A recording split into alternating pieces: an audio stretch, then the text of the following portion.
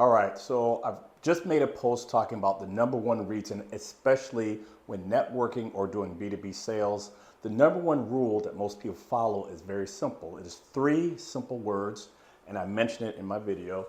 People have to know you, like you, and then they will trust you. So let's start off with how do people actually get to know you? So you know from hearing me talk about networking, I'm assuming that you've been out, you know how to connect with new people, you've been at a conference or maybe just out and about. So you finally met some people or you met somebody that you wanted to have a discussion with and talk about your business. So now what is the next step? You want to do business with these people, and especially if this is a large enterprise sale where you're looking at either landing a 5 to 7 figure deal or potentially even raising money. So after you've gone through the pleasantries, you've got to know one another, you send an email, you've even sent a request to actually get some time with that person.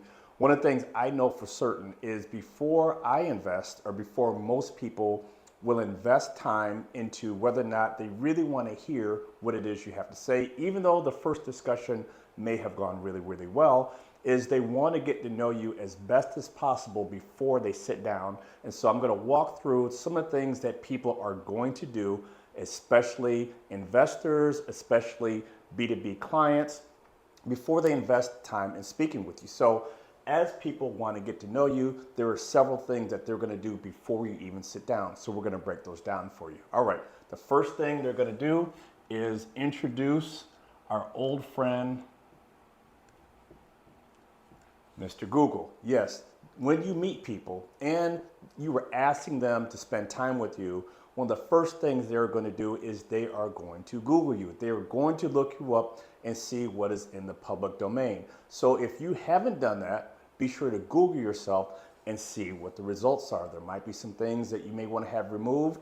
There might be certain things we're going to talk about later on that you might want to find ways to either block or change or make private. But whatever is in the public domain, people are going to Google you. Why? They want to know, are you crazy?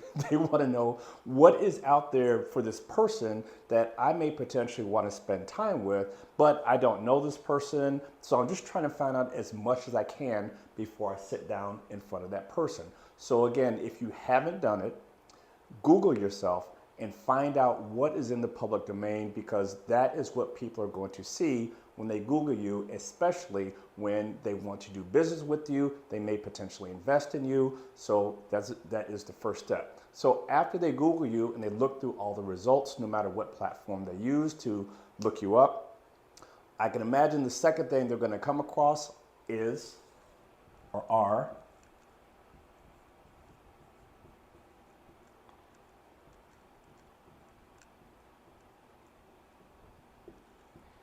they are going to find you on social media. Excuse my handwriting, it's horrible, I know. But hey, what can you do?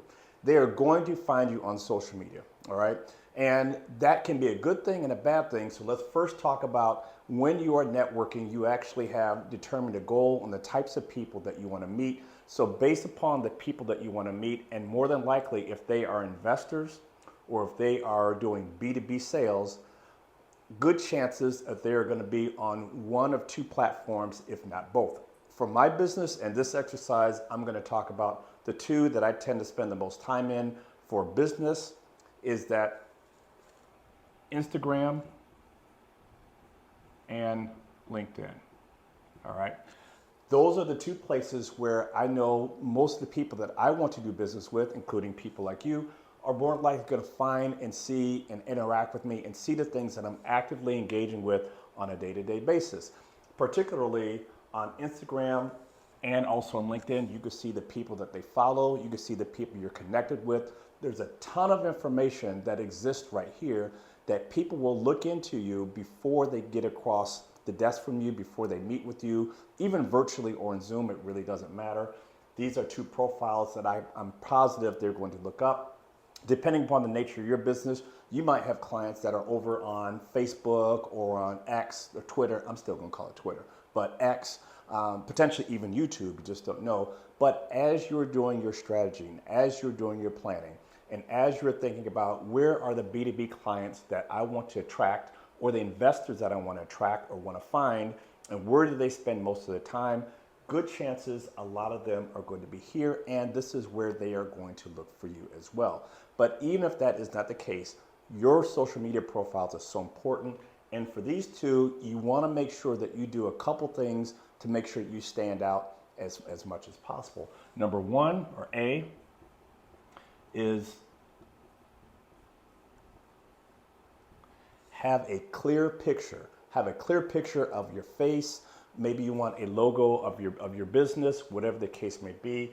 Make sure that the picture is clear so that when people meet you, they know what to expect when they see you online, and that there's similarities or continuity in your online presence and your in-person presence as well. So on top of the picture, you want to make sure that you have a very simple explanation on what it is that you do. You want to make sure that people know what you do and for whom. And for whom, right? What services do you have and who benefits from the type of services that you have? So you don't want to make people think too hard and make it overly complicated for them to understand what it is you want to do. The more that you can make it easier for people to understand what it is you do and the types of people that you work with, the easier it is for them to get to know you. Even before they like you, at first they got to know you and get to see what it is that you do, to see if I really need to do business with this person, or it's a waste of time. And maybe the initial meeting is not going to be a love connection, but at least let people know from your social media what it is that you do from the business perspective. Now, beyond that, it's also important to know that they are going to find your socials not only for this, which is your biz, right? But they are also going to check out your personal social, which tends to be things like, Facebook plus IG and X.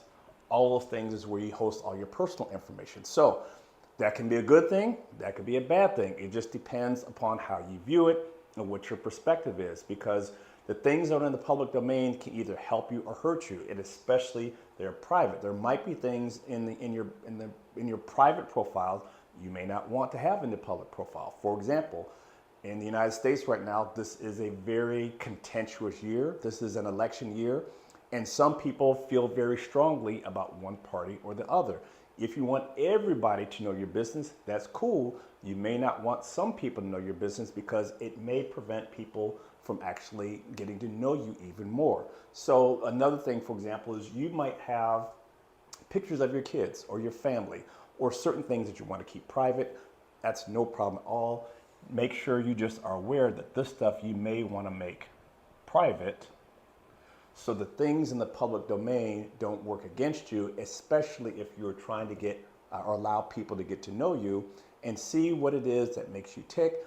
Maybe there's certain parts of you don't want them to know right off the bat. That's not a problem. That may come over time.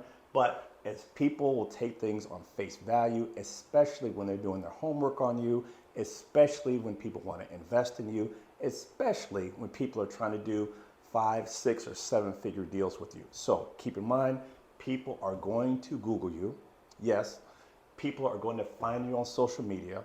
So both your personal and your business should be updated on both LinkedIn, Instagram, picture, logo, simple explanation on what you do and who is the audience that benefits from your product or service or whatever it is you do. The third thing that people are going to do as they get to know you is they are going to visit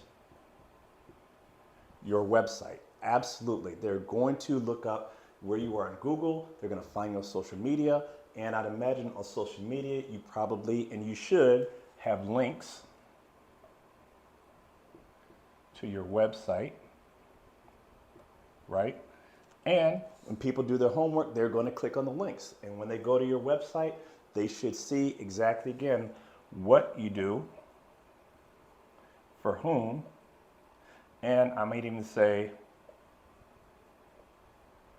the problem that you solve. So as they do their homework, they want to know as much as possible about your website, about you and what they find on your website. Now we are in 2024. So let me just tell you, I am not a tech person, but I think everybody can afford to have, at a minimum, a one-page website that talks about you, your product, or your service, whatever it is that you want to have in the public domain, whatever it is you're trying to convey, especially if you're trying to get people to invest in you or you're trying to get people to do business with you, B2B businesses that are trying to, that you hope to do 5, 6, 7 figures with, you got to have a website. So when you have a website, here's a couple things to make it easy for people to know what you do, for whom benefits, and the problem that you solve.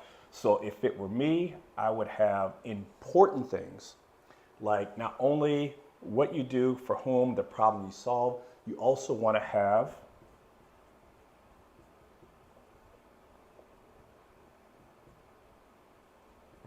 testimonials. This is a great place to host testimonials. So as people are doing their homework, they want to get to know you. Oh, I see this person has 5 or 6 testimonials, or this company has 5 or 6 testimonials on the website. Great validation. It lets them know that you aren't just smoke and mirrors. You weren't just trying to pull the wool over people's eyes. You actually do what you say you can do, and there are other people to back it up. In addition to testimonies, another way to help people get to know you is to also include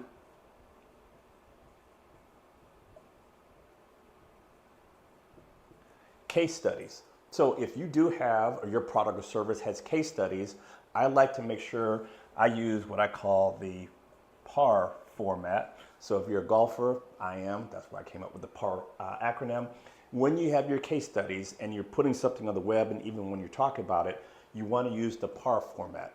The P is for problem. What is the problem that your customer had? We went to go work with XYZ company because they were looking for someone to help with their marketing campaign, and they haven't been able to find somebody that really understood their brand. That is the problem that goes in the case study, right? That's the P. The A, the action. What was the action that your company or service provided to help that company solve the problem? We met with this particular client, XYZ company, and we were able to meet with their leadership team. We actually created a marketing campaign. We executed that campaign in 2 months after all of our discussions. So what was the specific action that was taken? And last but not least is the R. So you talk about the problem they had, you talked about the action that you took, then the last thing is what were the results?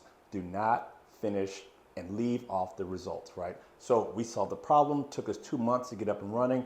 We were able to see a 34% increase in market share, which resulted in an additional $1 million in 2 or 3 months, okay? Being very specific, but if you have testimonies, case studies using the PAR format on your website, it makes it very easy for people to get to know you. And the more they get to see these things, the more comfort they have. And when they sit down with you and they actually know what is going on. The other thing that many people leave off, and I'm gonna put this on here, I always say logos matter. So if you do have clients and you have gotten permission for you to talk about them as your client in public, easy work, easy work. Be sure if you have, and I'm just picking on a company. You might have McDonald's as a client, you might have Chick-fil-A, you might have Delta Airlines, you might have some really big names that you have clients. Those logos at a glance immediately build credibility. They immediately let people know, whoever this company is, whoever this owner is, I may not know them all that well, but logos matter. They make it very easy for the eye to go and see that this company has developed and gone through the very challenging task of landing a large client. So that might even be a pilot, it might be a small deal, but logos matter when you're trying to sell to large B2B and enterprise clients and enterprise customers, all right? So the other thing you want to make sure you have on here, because we saw it, are links to your social, right? So you want to have this continual loop from your website back to your social, and from your social to your website, okay? And then if possible, if applicable, if you have a demo or something that is okay to have in the public domain, that is something else that works really well so that people can either see your product in action. I've seen websites where they have drone services, they'll actually show the drones doing their thing on the website. That's a great example, a great reason to host the demo of your platform, your software, your product or service.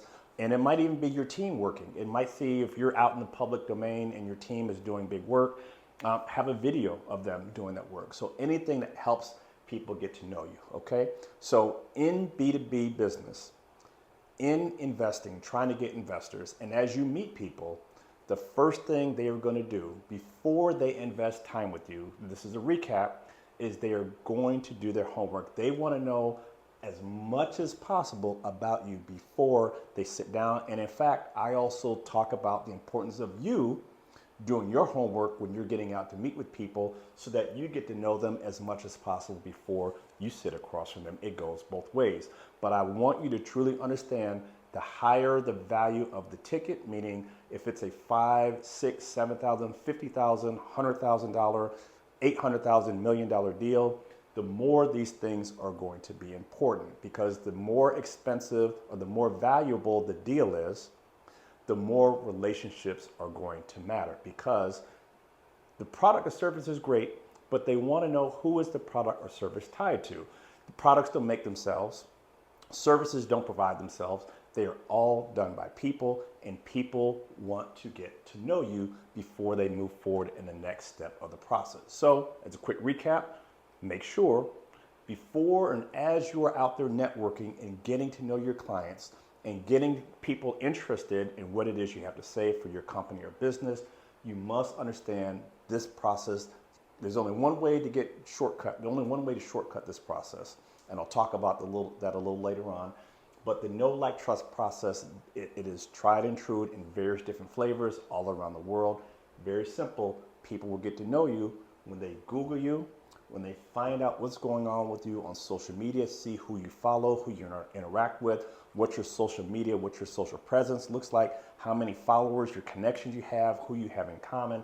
They're going to look through all those things, and they're also going to end up on your website or your company's website, and they want to see testimonies, case studies, logos, the who, the what, and the problem that you solve for your company. So I'm getting ready to get into the next. How do you get people to actually like you? That's going to be what's coming up next.